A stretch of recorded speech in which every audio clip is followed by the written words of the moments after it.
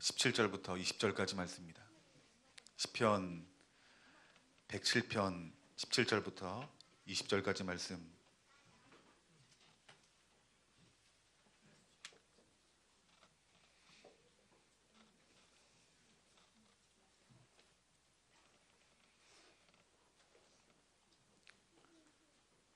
우리 한 절씩 교독합니다. 미련한 자들은 그들의 죄악의 길을 따르고 그들의 악을 범하기 때문에 고난을 받아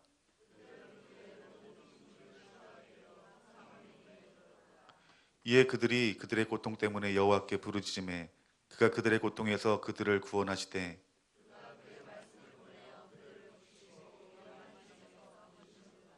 아멘. 오늘 시편 107편 17절부터 20절까지 말씀을 통해서 치유는 말씀 안에 있습니다 라는 제목을 가지고 여러분들과 말씀의 은혜를 나누기 원합니다. 따라합시다. 치유는 말씀 안에 있습니다. 아멘. 여러분, 치유는 말씀 가운데 있습니다. 여러분, 우리가 육체적이든지 정신적이든지 여러 가지 문제로 우리들이 고난을 당하고 있습니다. 여러분, 우리가 이 땅 가운데 살아가면서 고난을 당하는 이유가 여러분 무엇일까요? 오늘 그 해답을 우리 시편 오늘 본문 말씀 107편 기자가 이렇게 말합니다. 17절 말씀 가운데 미련한 자들은 그들의 죄악의 길을 따르고 그들의 악을 범하기 때문에 고난을 받는다라고 말하고 있습니다. 즉 고난받는 이유에 대해서 말하기를 첫 번째는 무엇이라 말합니까? 죄악이다라고 말하고 있어요. 또 하나는 무엇입니까? 악이라는 거예요. 우리가 죄악과 악한 길로 행하기 때문에 우리들의 삶의 여러 가지의 문제 가운데 속에서 고난이 찾아온다라고 말씀하고 있는 거예요. 여러분, 오늘 이 17절 말씀에 이 죄악, 이 원어 성경을 보면 뭐라고 기록되어 있냐면 반역에 대한 의미가 있어요. 즉 우리가 하나님 앞에 반역을 하게 되면은 반드시 고난이 따라온다라고 말씀하고 있다라는 거예요. 여러분, 반역이 뭘까요? 어떤 것에 대해서 반대하는 거예요. 그리고 새로운 것을 취하는 것이 여러분 이것이 반역이에요. 그러면 우리 하나님께 반역하는 것이 뭘까요? 하나님 말씀에 대해서 우리가 반대하여 새로운 그 무언가를 찾는 것이 여러분 이것이 반역입니다. 여러분, 그런데 우리의 삶을 돌아보다 보면은 우리의 삶의 영역 가운데 속에서 얼마나 많은 하나님 앞에 반역이 있는지 모릅니다. 예를 들면 하나님께서 우리들에게 분명히 물질을 사랑하지 말라라고 말하고 있어요. 그런데 여러분, 이 물질을 사랑하지 말라는 하나님 말씀의 반역이 뭐예요? 여러분, 물질을 사랑하는 거예요. 물질을 따라가는 거예요. 우리가 예수님 믿으면서도 아니 목사님, 우리가 그리스도인이지만 물질을 사랑하라 말씀하셨지만 어떻게 우리가 물질을 안 따라갈 수 있겠습니까? 요즘 같은 시대에 우리가 물질 없이 어떻게 살아갑니까? 라고 반문할 수 있어요. 여전히 물질에 대해서 탐심과 탐욕을 가지고 또 그것들을 위해서 내 삶의 전부를 드린다라면 여러분, 그 삶이 어떤 삶이에요? 하나님 앞에 반역하는 삶이라는 거예요. 예를 들면 하나님께서 우리들에게 분명히 말씀하시기를 내 부모를 공경하라라고 말하고 있어요. 여러분, 부모를 공경하라고 하는 것은 여러분 이것은 하나님의 명령입니다. 근데 요즘 이 시대를 보면은 부모를 공경하는 것이 아니라 부모 중심으로 살아가는 것이 아니라 누구 중심으로 살아가요? 자녀 중심으로 살아가는 거예요. 여러분, 이것이 세상 사람들이 보기에는 지극히 정상적인 것이에요. 또 누구나 다 그럴 수 있다라고 생각하는 거예요. 하지만 하나님 보시기에 어떻습니까? 이것은 분명히 반역일 수 있다라는 거예요. 여러분, 이 동성애의 죄도 마찬가지입니다. 여러분, 이 동성애에 대해서 분명히 하나님께서 반대하셨습니다. 분명히 죄라고 말씀했어요. 근데 많은 교회와 목회자들과 성도들이 이 동성애에 대해서 어떻게 생각합니까? 하나님 말씀 그대로 생각하는 것이 아니라 인본적인 방법으로 해석하고 생각을 합니다. 새로운 것을 취하려고 합니다. 소수의 인권을 보호해야 된다. 그리고 동성애의 죄만 드러내는 이유가 무엇인가? 여러분, 동성애만 죄라는 것이 아니라 그것이 죄니 그들의 생각을 버리고 우리가 회개하고 말씀 가운데 서자는 것이에요. 여러분, 이것이 무엇입니까? 이것도 하나님 앞에 반역하는 것이라는 거예요. 우리 하나님께서 분명히 세상을 사랑하지 말라라고 말했어요. 여러분, 세상을 사랑하지 말라라고 할 때 반역하지 않는 삶이 무엇일까요? 세상을 사랑하지 아니하고 오직 예수 그리스도만 사랑하면 되는 거예요. 여러분, 이 말씀을 통해서 우리들 마음 가운데 얼마나 많은 하나님 앞에 반역이 있는지 우리 자신을 돌봐야 된다는 거예요. 여러분, 우리 자신에 있는 이 반역들이 우리 예수 그리스도의 십자가에 못 박아지지 아니하면 여러분, 우리 삶 가운데 속에서 고난이 올 수밖에 없다는 거예요. 여러분, 이 나라와 민족이 왜 힘들까요? 왜 어려운 일을 당할까요? 여러분, 말씀에 벗어나 반역한 삶들이 우리 이 나라 이 민족 가운데 부어졌기 때문에 여러분 고난이 오는 거예요. 여러분의 가정도 마찬가지인 거예요. 여러분의 개인도 마찬가지고 공동체도 마찬가지인 거예요. 그렇기 때문에 우리 삶 가운데 속에서 이 반역이 있다는 것은 이것은 고난을 불러오는 것이고 그 고난으로 말미암아 절망스러운 자리까지 갈 수밖에 없다라고 말씀하고 있다라는 거예요. 여러분, 이 반역과 이 죄에 대한 결과가 무엇이라 말합니까? 바로 고난이다라고 말하고 있다라는 거예요. 여러분이 고난의 결과에 대해서도 말씀합니다. 우리가 하나님 말씀에 반역하고 우리 마음대로 내 뜻대로 죄를 범하고 살면 어떤 일이 일어나느냐? 고난이 오는데 18절 말씀에 구체적으로 말씀하시기를 다 같이 한번 읽어볼까요? 18절 말씀 읽습니다. 시작. 그들은 그들의 모든 음식물을 싫어하게 되어 사망의 문에 이르렀도다. 아멘. 모든 음식물들을 싫어하게 된대요.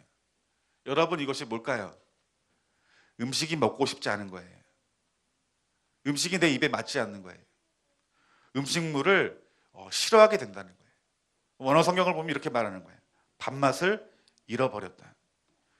시편 기자는 이 중병이 들어서 완전히 식욕을 잃어버리고 죽음 앞에 서 있는 사람, 그 비참한 사람의 모습을 표현하고 있는 거예요.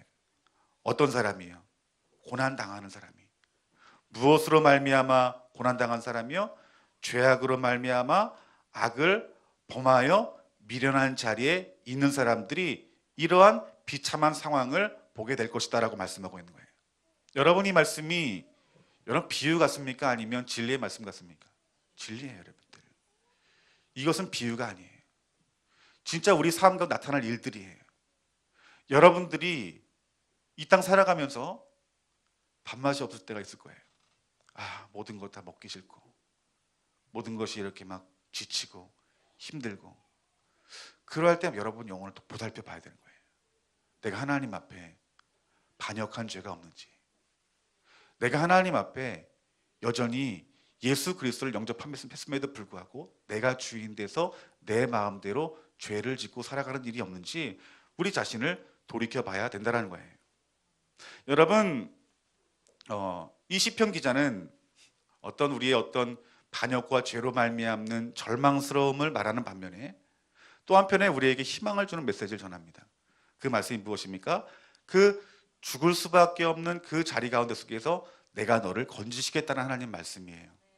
여러분, 시편 기자의 말을 우리가 듣고 있으면 내게 지금 있는 고난이 하나님 앞에 반역했기 때문이 아닌가.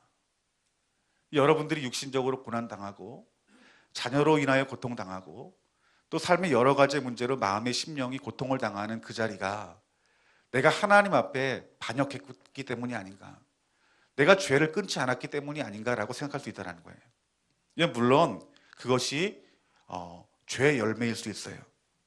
많은 부분 그것이 사실일 수 있어요. 하지만 우리가 이 부분에 대해서 집중하게 되면요, 우리는 아마 이 땅에서 아무런 희망 없이 정말 오늘 이 시편 기자의 말씀처럼 죽음 앞까지 우리들은 달려가게 될 거예요. 그런데 하나님께서는 우리들에게 위로의 말씀을 하십니다. 뭐라 말씀하십니까? 19절과 20절 말씀을 한번 다 같이 한번 읽어보겠습니다. 19절, 20절 말씀 다 같이 읽습니다. 시작.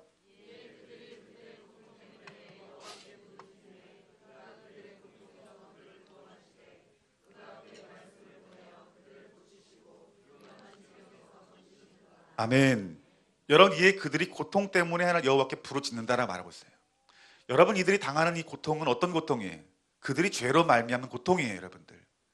그들이 비록 죄악과 반역으로 말미암아 죄를 짓는 고통 가운데 있다 할지라도 그들이 하나님을 부르짖기만 하시면 하나님께서 위험한 지경에서 그들을 건지신다라고 말씀하고 있는 거예요. 여러분, 이 말씀 들으시면 아멘 하셔야 돼요, 여러분들. 얼마나 소망이 되고 얼마나 여러분 위로가 되는 말씀입니까?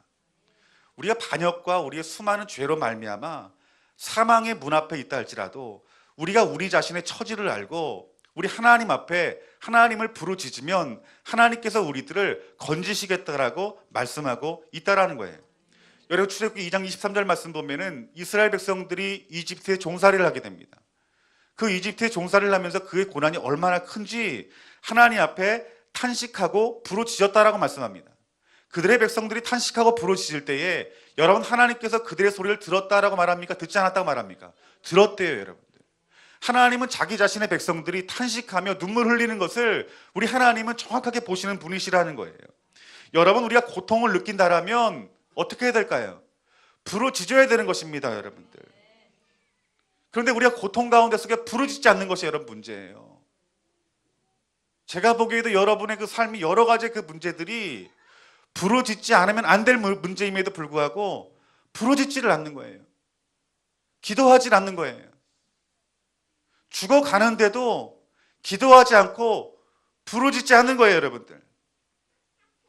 그냥 세상의 것에 취해 사는 거예요. 볼거리로, 먹을거리로, 내 육신을 따라가서 마치 중병에 걸려 곧 죽음이 앞에 있음에도 불구하고 마치 세상의 것으로 진통제를 먹고 그냥 근근히 하루하루를 보내듯이 그러한 삶을 우리가 살아가고 있다는 것이에요, 여러분들. 여러분 시편 77편 말씀 보면은 하나님께서 부르짖는 자들에게 반드시 찾아오신다라고 말씀하고 있다는 거예요, 여러분들.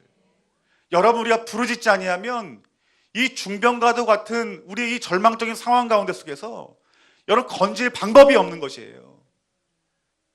여러분들이 하나님을 안다란 말이에요. 하나님 우리를 고치시고 치유하시고 우리를 구원하신 하나님이시라는 걸 알아요. 하지만 우리가 하나님 앞에서 독대하여서 부르짖지 아니하면요, 그것은 단지 머리로 하는 것이지 실제적으로 우리를 도우시고 건지시는 하나님의 능력을 경험할 수가 없다라는 것이에요, 여러분들. 여러분들이 정말 여러분의 자리에서 여러분들이 당한 고난이 오늘 말씀처럼 정말 내가 음식물을 먹기도 싫고 밥맛까지 잃어버린 상황 가운데 속에서 죽음이 내게 보이는 듯한 고통이 있다라면 여러분 그 자리에서 일어나 주님의 이름을 부르짖으시는 저와 여러분들이 되어지기를 주님의 이름으로 축원합니다. 여러분, 애굽에서 종살이한 이스라엘 백성들이 어떻게 기도했어요? 우리의 고통이, 우리의 고난이 너무 힘들다고 부르짖은 거예요. 하나님 살려달라고 부르짖은 거예요. 우리가 부르짖는 것은 여러분 유창한 기도가 아니에요. 하나님 내 고난 가운데 속에 나를 건져주세요. 하나님 내 고통 가운데 속에 나를 건져주세요라고 말씀하시는 거예요. 여러분들이 그 어떤 기도가 아닌 하나님의 얼굴을 구하고 하나님 앞에 도움을 구할 때 하나님은 여러분들에게 절대로 외면하시지 않는 하나님이시다라고 말씀하고 있는 거예요. 오늘 여러분들 마음 가운데 겸손한 마음이 있었으면 좋겠어요. 여러분들 마음 가운데 어린아이와 같은 마음이 있었어요. 여러분들의 마음 가운데 여러분의 상황을 정확히 보시고 우리 하나님 아버지 앞에 간절히 부르짖을 수 있는 저와 여러분들이 되어지기를 주님의 이름으로 축원합니다. 그러면 하나님 부르짖는 자들 하나님 어떻게 해서 건지시는가? 여러분, 이것이 중요해요. 여러분들 잘 들으셔야 돼요. 우리가 우리의 어떤 하나님 앞에 어떤 죄악으로 그리고 하나님 앞에 반역함으로 말미암아 우리에게 고난이 찾아와요. 근데 우리가 부르짖으면 하나님이 우리를 건지신대요. 근데 건지시는 방법이 있다는 거예요. 무엇으로 우리를 건지시는가? 오늘 본 말씀 보니까 하나님께서 그들에게 말씀을 보내신다라고 말씀하고 있어요. 따라합시다. 하나님께서 말씀을 보내십니다. 예, 20절 말씀 보니까 그가 그의 말씀을 보내요. 뭘 보내주신대요? 예, 말씀을 보내주신대요, 여러분들. 말씀은 누가 주시는 거예요? 하나님이 주시는 거예요. 여러분, 우리에게 성경이 있어요. 말씀이 있어요. 이 말씀이 있음에도 불구하고 하나님 우리에게 말씀을 주신대요. 이것이 뭘까요? 하나님이 여러분 한 사람 한 사람에게 주신 그 절망 가운데 건지실 특별한 하나님의 개인적인 말씀을 여러분들에게 주신다는 것이에요, 여러분들. 이것이 우리를 살리는 길이라는 것이에요, 여러분들. 여러분들이 오늘 제게 설교를 들어요. 어떤 분은 설교를 듣는데 다 같이 듣는 설교의 말씀으로 받는 분이 있는 반면에 어떤 분들은요, 이 설교의 말씀 중에서 하나님이 나에게 하시는 말씀이 들려지는 사람이 있다는 거예요. 그럼 그 말씀이 어떻게 되는 거예요? 그 말씀이 나를 살린다는 거예요. 여러분, 정말 큰 축복은 무엇이냐면 하나님이 여러분들을 사랑하셔서요 매일매일 말씀을 주시는 그 삶, 그 말씀을 받는 삶이요 얼마나 큰 축복인지 여러분 아셔야 되는 것이에요. 그 말씀이요 우리를 고치신다는 거예요. 그 말씀이 우리들을 살린다라고 말씀하고 있다는 거예요. 하나님이 그의 말씀을 보내요 그들을 고치시고 위험한 지경에서 건지시는도다라고 말씀하고 있다는 거예요. 우리가 죄로 말미암아 사망의 코앞에 있다 할지라도 우리가 여호와 하나님 앞에 부르짖고 그 위험한 자리에서 말씀을 보내주시면 우리가 그 말씀으로 말미암아 건짐 받는 것이다라고 말씀하고 있다라는 거예요. 우리 잠언서 4장 20절부터 22절까지 말씀을 한번 찾아봅시다. 잠언서 4장 20절부터 22절까지 말씀.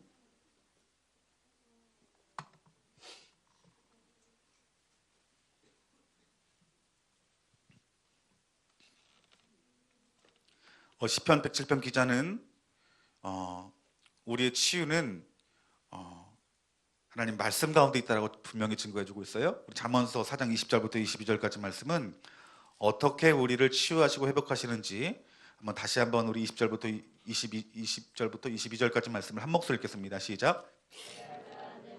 주야며 내가 말하는 것에 내 귀를 기울이라. 그것을 내 눈에서 떠나게 하지 말며 내 마음속에 지키라. 그것은 얻는 자에게 생명이 되며 그의 온 육체에 건강이 됨이라.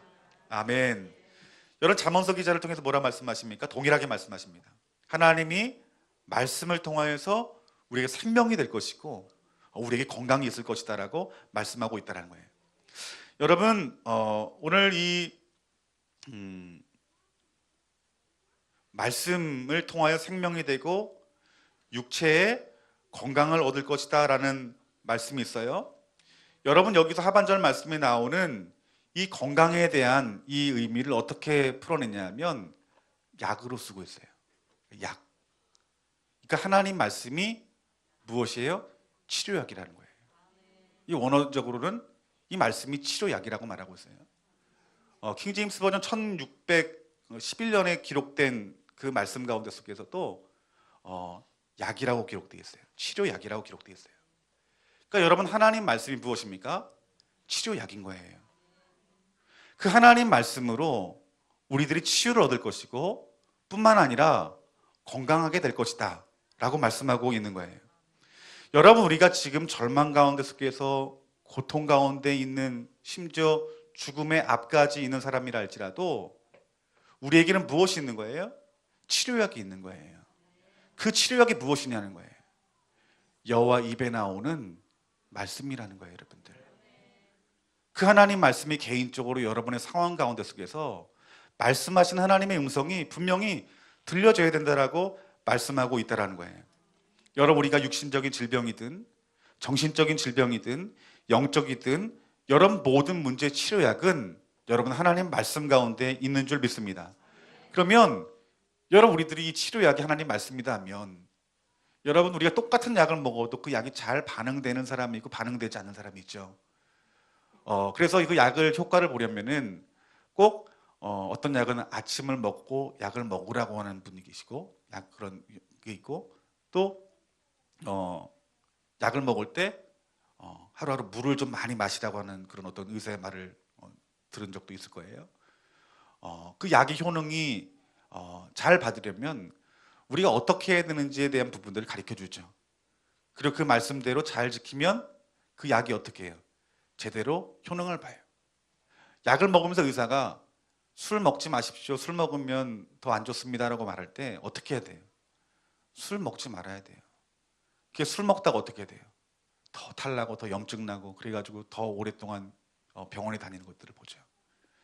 여러분, 하나님 말씀이 치료약이라면 여러분 하나님 말씀도 복용법이 있다라는 거예요. 여러분, 그 약의 효력은 누구에게 있느냐 하면 여러분 아무에게나 있는 것이 아니에요. 그 효력은 여러분에게만 있는 거예요. 믿으십니까? 아멘. 여러분, 20절 말씀 보니까 내 아들아 라고 말을 해요. 그러니까 이 치료약을 주시는 분은 누구에게 주신다라는 거예요. 하나님의 아들 예수 그리스도를 내 마음과 내 영접한 사람들이 이 치료약을 먹을 수 있다라고 말씀하고 있다라는 거예요. 즉, 이것은 관계를 말하고 있는 거예요. 하나님과 온전한 자녀와의 관계가 있는 자들에게 말씀이 들어갈 것이고 그 말씀으로 말미암아 치유되어지고 회복될 것이다라고 말씀하고 있다는 거예요. 내 아들이라고 하는 것은 하나님이 아들로 보는 자이고, 또 우리들은, 그의 자녀들은 하나님을 아버지라 부르는 자들이에요. 여러분들은 하나님을 누구라 부릅니까? 아저씨라 부르지 않죠? 아버지라 부릅니다. 우리 하나님은 우리의 아버지십니다. 그러니까 여러분이 치료약이 누구의 것이라는 거예요? 여러분의 것이라는 거예요. 따라합시다. 말씀의 치료약은 나를 위한 것입니다. 아멘. 이 말씀의 모든 치료약은 여러분의 것이에요, 여러분들. 여러분 예수님이 복음을 증거하실 때 가나안 이방 여인이 예수님께 다가와서 귀신 들린 자기의 딸을 치유해달라고 강청을 합니다. 그런데 예수님이 뭐라고 대답합니까? 마태복음 15장 26절 말씀은 예수님이 이렇게 말씀했어요. 자녀의 떡을 취하여 개들에 던짐이 마땅하지 아니하다. 즉 여기서 떡이라고 말하는 것은요, 무엇을 말하냐면 밥을 말하는 거예요. 양식을 말하는 거예요. 자녀들에게 떡을 취하여 개들에게 던지지 마땅하지 않다는 것은 무엇이냐면 이 떡은 누구의 것이라는 거예요? 자기 자녀의 것이라는 거예요. 이 치유는 너희들을 위한 것이 아니라, 이방인들을 위한 것이 아니라 하나님의 자녀를 위한 것이다라고 말씀하고 있다라는 거예요. 그렇기 때문에 여러분, 치유는 여러분 세상에 있는 사람들이 치유를 누리는 것이 아니라 하나님의 자녀들이 이 치유의 떡을 먹을 수 있다라고 말씀하고 있다라는 거예요. 그 이방 여인이 뭐라고 말하는 거예요? 우리들에게 부스러기도 달라고 말한 거예요. 그 부스러기의 은혜가 그들 가운데 임할 때 그들이 어떻게 된 거예요? 그 여인이 치유함 받는 놀라운 역사가 나타난 것이라는 거예요. 여러분, 오늘 저와 여러분들에게 하나님 말씀이 여러분 심령 가운데 들려짐으로 말미암아 치유되어지고 회복되어지는 놀라운 은혜가 있기를 주님의 이름으로 축원합니다. 그러면 우리가 효과를 보려면 우리가 먼저 하나님의 자녀가 되어야 된다는 거예요. 오늘 날마다 여러분들이 예수 그리스도의 보혈의 공로를 힘입어 우리 하나님을 아버지라고 고백하며 그 아버지 하나님의 보좌에 날마다 나아가기로 애쓰시는 저와 여러분들이 되어지기를 주님의 이름으로 축원합니다. 그럼 잠언서는 이렇게 말합니다. 우리 네 가지를 말해주고 있어요. 첫 번째는 20절 말씀 보니까 말에 주의하라. 너희들이 말씀의 치유약을 먹을 때 너희들이 말씀을 주의하여 받으라. 그 또 뭐라고 말합니까? 따라합시다. 귀를 기울이라. 세 번째 말합니다. 눈에서 떠나지 않게 해라. 자, 네 번째는요, 마음속에 지켜라. 이렇게 말씀하고 있어요. 이것이 하나님 말씀을 먹는 방법이다라고 말씀하고 있는 거예요. 여러 첫 번째 말씀을 주의하라는 말씀 어떤 의미가 있냐면 집중해서 보라는 거예요. 너희들이 하나님 말씀 앞에 설 때 너희들이 집중해서 하나님 말씀을 봐라라고 말하고 있는 거예요. 우리 학생들이 공부하기 위해서 여러분 어디로 가요? 예, 도서관 가요. 왜 비싼 돈 내고 도서관 가요? 예, 집중하기 좋으니까 독서실을 가는 거예요. 여러분, 우리가 이 치료약이 앞에 있어요. 그런데 이 말씀을 우리들이 읽고 묵상하려면 너희들이 집중해야 할 것이다 라고 하나님께서 말씀하고 있다라는 거예요. 시끄러워지고 세상의 것이 보여지고 들려지게 되면 성경 말씀을 빼앗아 가는 거예요. 빼앗기는 거예요. 누구에게 빼앗기는 거예요? 마귀에게 빼앗기는 거예요. 그래서 예수님의 삶의 방법을 한번 찾아보세요. 돌아보세요. 예수님은 하나님과의 그 하루 가운데 일상 가운데 속에서 가장 중요하게 여긴 시간이 무엇이냐면 그 하나님과 독대하는 시간이었어요. 근데 그곳이 사역하는 자리였어요? 일하는 자리였어요? 아니요. 새벽 시간이었어요. 왜 그럴까요? 집중력 때문에 그런 거예요. 왜? 예수님도 인간의 몸을 입었기 때문인 것이에요. 여러분이 하나님 말씀을 가지고 하나님 말씀에 집중할 곳을 찾아가셔야 되는 거예요, 여러분들. 애들 소리 지르고 빽빽 막 뛰어다니고 그러는데 하나님 말씀이 들어오겠어요?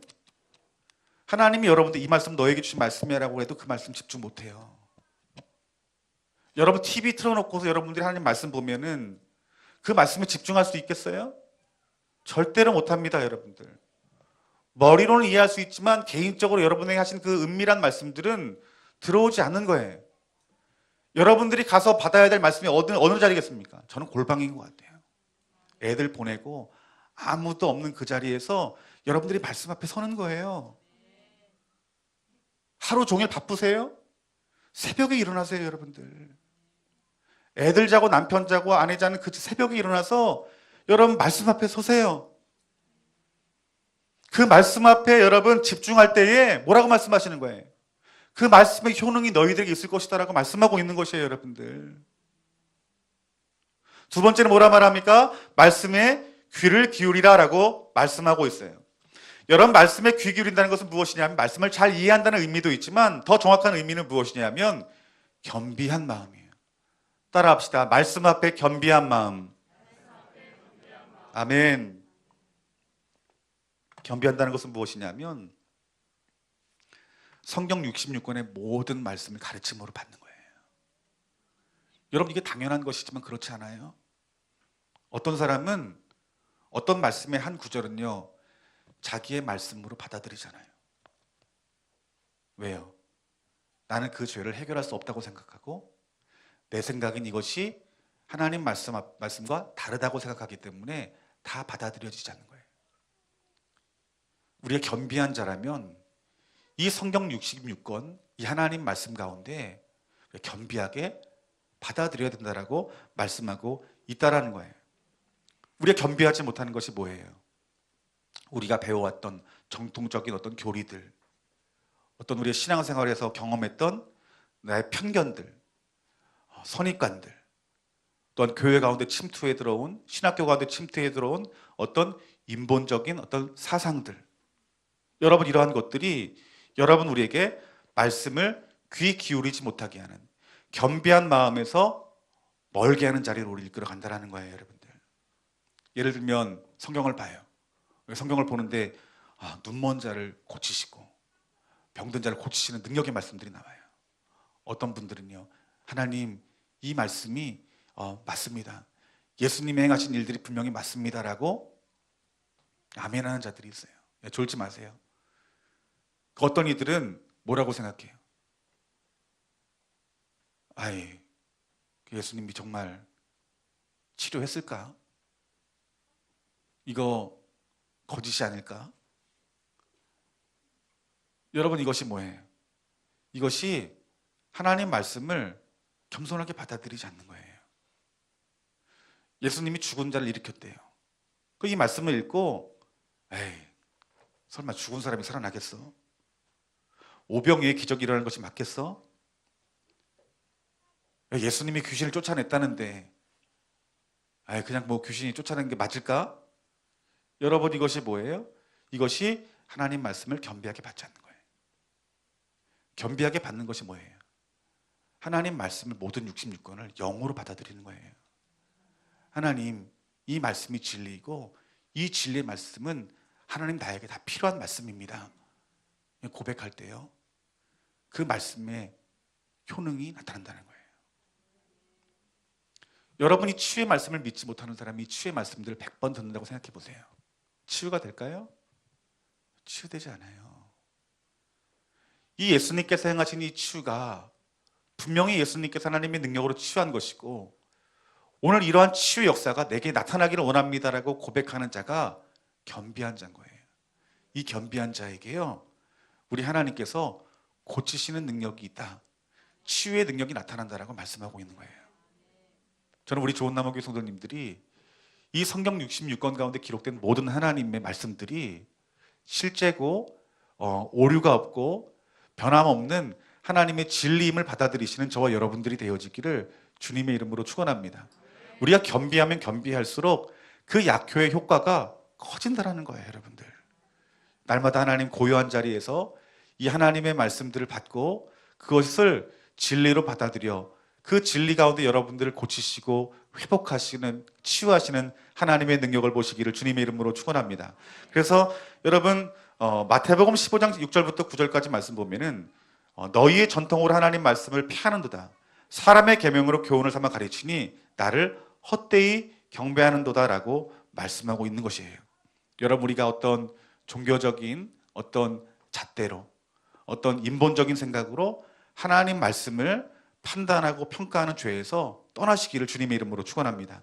세 번째, 우리가 하나님 말씀 먹는 방법은 내 눈에서 떠나지 않게 해라라고 말하고 있어요. 여러분, 이것이 어떻게 설명할 수 있을까요? 유명한 복음 전도자 스미스 위글스위스어스가 이런 말을 했어요. 이 땅에 많은 그리스도인들이 여러분 영적인 사실이에요. 이 사실가 뭔지 알죠? 다른 곳을 보는 거예요. 눈동자가. 치료의 말씀이 내게 부어졌어요. 개인적으로 나에게 계신 말씀이 있어요. 그런데 이 말씀을 보고 한쪽 눈이 말씀을 보고 한쪽 눈은 어딜 보는 거예요? 세상을 본다는 거예요. 이러면 여러분 치유가 된다는 거예요? 치유되지 않는다는 거예요? 여러분 치유되질 않는 거예요. 여러분 우리가 하나님 말씀이 부어졌음에도 불구하고 그 치료약인 해결책이신 그 하나님 말씀을 바라보지 못하는 이유가 뭘까요? 그 하나님 말씀이 육신의 눈으로 보여지지 않기 때문에 그런 거예요. 믿어지질 않는 거예요. 그 신명기 29장 말씀 보면 하나님 말씀은 감추어져 있다라고 말하고 있어요. 감추어져 있는 것들을 보는 것이 무엇이에요? 이것이 믿음이에요, 여러분들. 감추어져 있는 하나님 말씀을 여러분들이 믿음으로 한쪽만 바라보게 될 때에 그 말씀의 능력이 여러분 삶 가운데 나타날 것이다라고 말씀하고 있는 거예요. 29장 29절 말씀에 감추어진 일은 우리 하나님 여호와께 속하였거니와 나타난 일은 영원히 우리와 우리 자손에게 속하였나니 이는 우리에게 이 율법의 모든 말씀을 행하게 하심이라라고 말씀하시는 거예요. 오늘 보이지 않는 감추어져 있는 이 진리의 말씀, 여러분에게 주신 말씀, 이 성경 66권 가운데 주신 하나님 말씀을 여러분 날마다 묵상하시고 개인적으로 주신 하나님 말씀을 날마다 들으시는 저와 여러분들이 되어지기를 주님의 이름으로 축원합니다. 그럴 때 치유가 되어지고 건진받고 심지어는 뭐라고 기록되어 있냐면 건강할 것이다라고 말씀하고 있는 거예요. 너희들이 건강할 것이다. 이 말씀 믿으십니까? 얘 건강해진대요. 그러니까 하나님 얼마나 친절하신 분이에요. 어떻게 건강할지, 어떻게 말씀 받아야 될지 이 부분까지도 아주 그냥 친절하게 말씀하시는 분이 하나님이신 거예요. 네 번째는요, 마음속에 지키래요. 하나님 말씀을 빼앗기지 말고 그 주신 말씀을 여러분 어떻게 해요? 마음 가운데 지켜라. 이 말씀은 앞에 세 가지 것을 말하는 거예요. 너희가 말씀에 주의하고 귀를 기울이고 너희들이 집중하여서 그 집중한 그 세 가지의 일을 내 마음속에 반드시 지킬 때 치유하는 역사가 나타날 것이다라고 말씀하고 있다라는 거예요.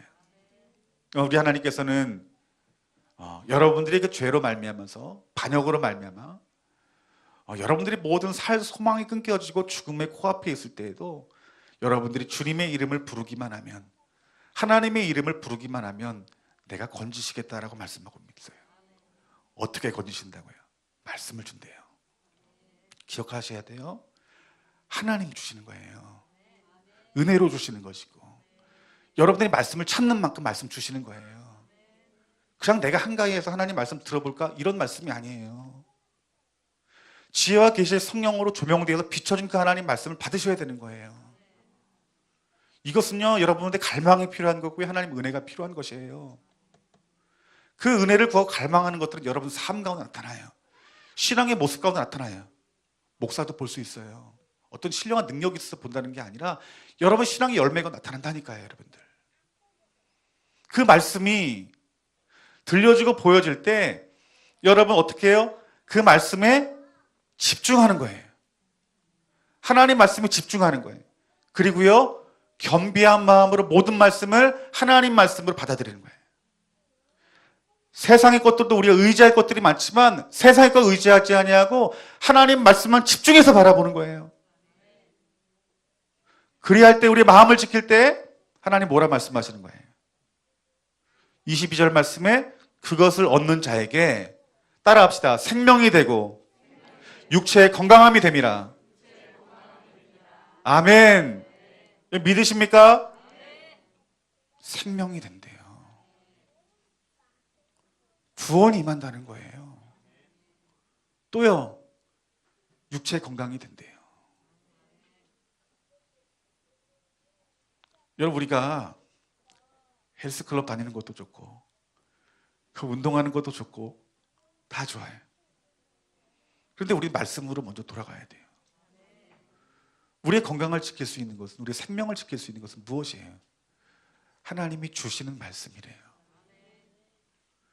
여러분 이 말씀을 날마다 묵상하고 그 살아계신 하나님 말씀을 듣게 될 때에 우리의 영이 살게 될 것이고 여러분 생명을 얻게 되고 건강함이 있게 될 것이다라고 말씀하고 있어요. 여러분 지금 여러분들이 무엇으로 절망하는 자리에 있습니까?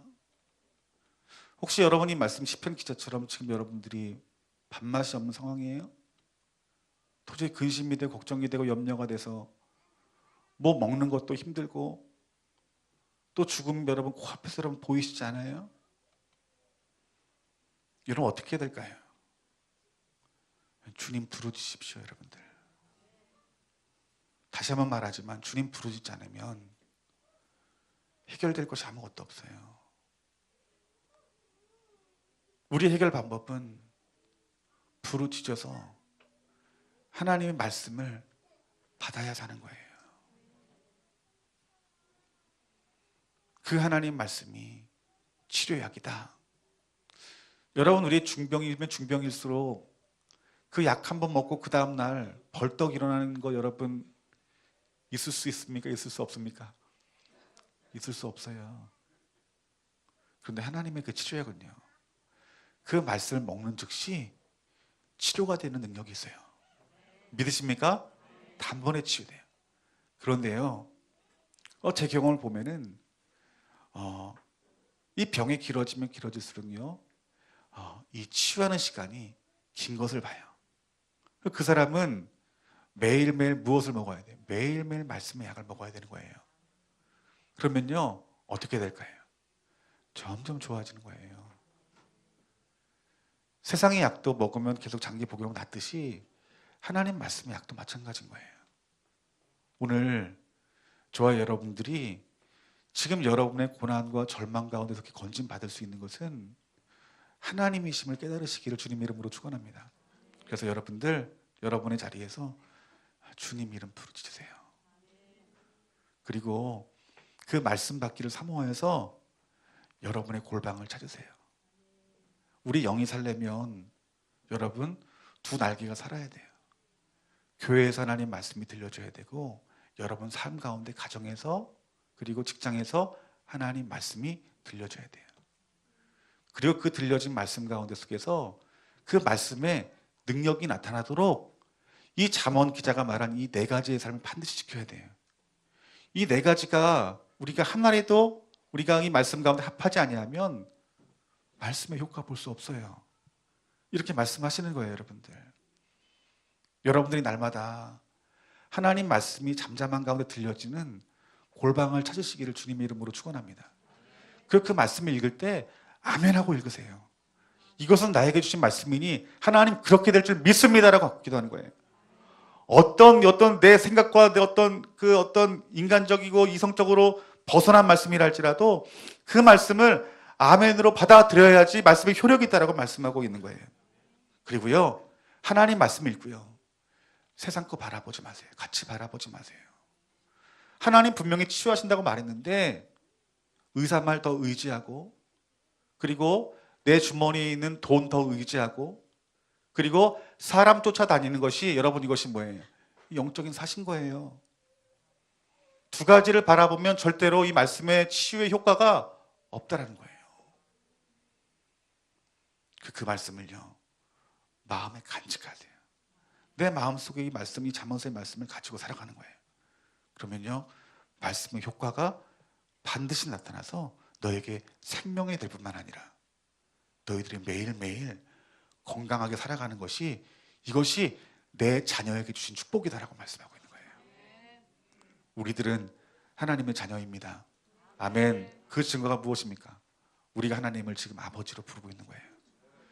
이 하나님을 아버지라 부르는 자들에게 여러분 이 말씀의 치유약과 성령이 하시는 말씀의 그 약이 여러분 우리 가운데 있는 것이에요. 오늘 우리가 이 치유약을 마셔야 됩니다. 여러분 이 땅에 우리 교회들이 이 치료약을 먹어야 돼요.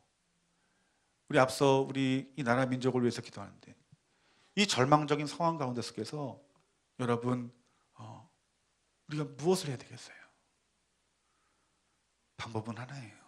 말씀으로 돌아가는 것이에요, 여러분들. 말씀으로 돌아가야 돼요. 우리가 이 말씀의 약을 이 나라가 이 민족이 먹지 않고 이 시대의 수많은 교회가 이 말씀의 약을 성도들에게 주지 아니하면 여러분 그들에게는 소망이 없는 거예요. 그래서 이 나라가 아프고 이 나라가 절망스러워하는 거예요. 그렇기 때문에 여러분 이 나라 수많은 교회 가운데 진리가 전해지도록 여러분들이 기도하셔야 되는 거예요. 성도 한 사람 한 사람이 살고 그 성도를 통하여서 가족이 살고 그 주변에 있는 직장의 성도들이 직장 사람들이 살아가게 되면요.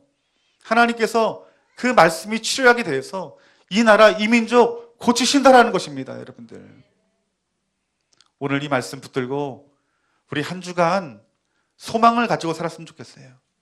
여러분들의 상황이 절망스럽지만 오늘 하나님의 사랑하는 자녀에게 이 놀라운 치료의 말씀을 주셨으니 하나님 내 육과 영과 또한 이 땅을 고치시는 말씀들이 하나님 이 땅 가운데 부어지게 하셔서 이 대한민국을 살려주시고 이 땅의 교회들을 살려주시고 이 땅의 성도들과 하나님 나를 살려주시옵소서라고 기도할 때 우리 하나님께서 여러분들에게 생명을 주시고 다시 건강한 나라 또한 건강한 가정 건강한 저와 여러분들이 되게 하실 줄 믿습니다. 오늘 시간도 그 하나님을 경배하고 찬양하는 저와 여러분들 되기를 주님의 이름으로 축원합니다. 우리 시간 하나님께 세상을 사랑하사 이 시간 다 같이 한번 찬양했으면 좋겠어요.